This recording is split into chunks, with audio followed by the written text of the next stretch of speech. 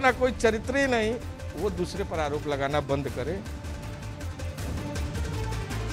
वीरेश हमारे साथ लगातार जुड़े हुए हैं। वीरेश पांडे के विस्फोटक सवाल और अजय लल्लू के जवाब आपने सुने। वीरेश, एक शब्द है जो हिंदी पट्टी में खासा इस्तेमाल होता है, छीछा लेदर। हालांकि जितिन प्रसाद जब बीजेपी में शामिल हुए तो उन्होंने शब्द कहा कि मैं एक तमाम कांग्रेस जनों का धन्यवाद करता हूं जिनका सहयोग और आशीर्वाद मिला। और अजय लल्लू कह रहे हैं कि उन्होंने मंत्री रहते हुए कि एक विधायक भी जिताया, तो ये क्या वैसी स्थिति है?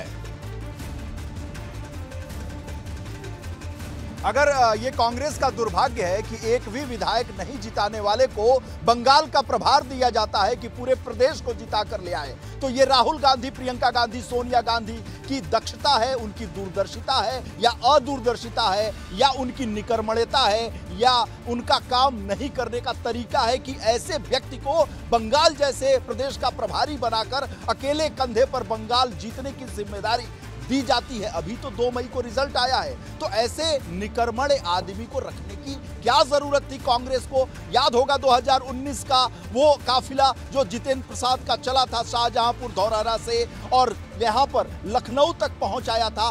प्रियंका गांधी का फोन आया कि अरे भाई क्या कर रहे हो, आपको आश्वासन दिया जाता है, आपका सम्मान किया जाएगा, आपको जिम्मेदारी दी जाएगी।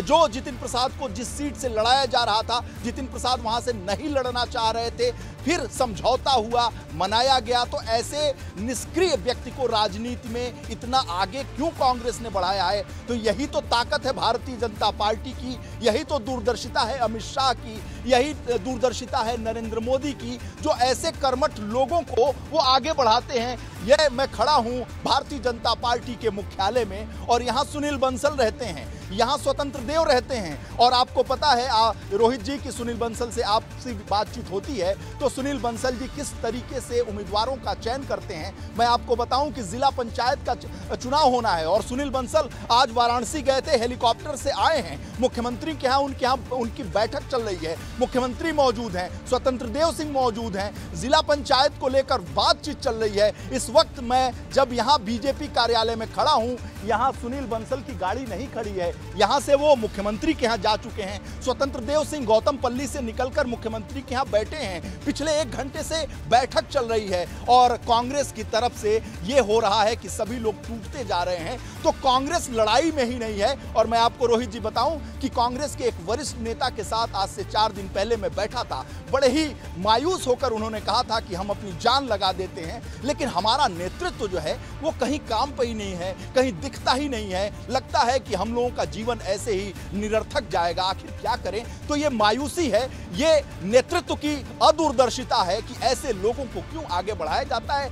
देखिए, सबसे बड़ा सवाल मैं कह रहा हूं, वीरेश अगर हम बात करें का जो पीयूष गोयल की बात करें, आज उन्होंने कहा कि मैं जितिन प्रसाद के लिए बड़ी भूमिका देखता हूं उत्तर प्रदेश की राजनीति में, ये बात भी कही, इसके भी बड़े मायने हैं। वीरेश,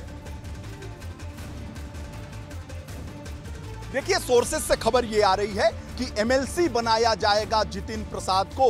जो नॉमिनेटेड 4 सीटें खाली हो रही हैं जुलाई में, उसमें 1 सीट जितिन प्रसाद को दिया जाएगा। और साथ ही साथ सोर्सेस से खबर भी है कि योगी मंत्रिमंडल के विस्तार में जितिन प्रसाद कैबिनेट मंत्री बनेंगे, कैबिनेट मंत्री जितिन प्रसाद होंगे। और ब्राह्मण जो एक नैरेटिव चलाया गया प्रदेश में कि नाराज हैं उत्तर प्रदेश में भारतीय जनता पार्टी से, उसे साधने की भारतीय जनता पार्टी की एक कवायद है। और मैं आपको बताऊं कि भारतीय जनता पार्टी 24 घंटे 365 दिन राजनीति करती है। और भारतीय जनता पार्टी के जो पुरोधा हैं, जो भारतीय जनता पार्टी के निर्णायक स्तर पर काम करने वाले, बिल्कुल वीरेश, वो लगातार लगातार 2022 फतह करने के लिए वो प्रयासरत हैं। बिल्कुल। तो वीरेश ने लगातार तमाम बातें बताई और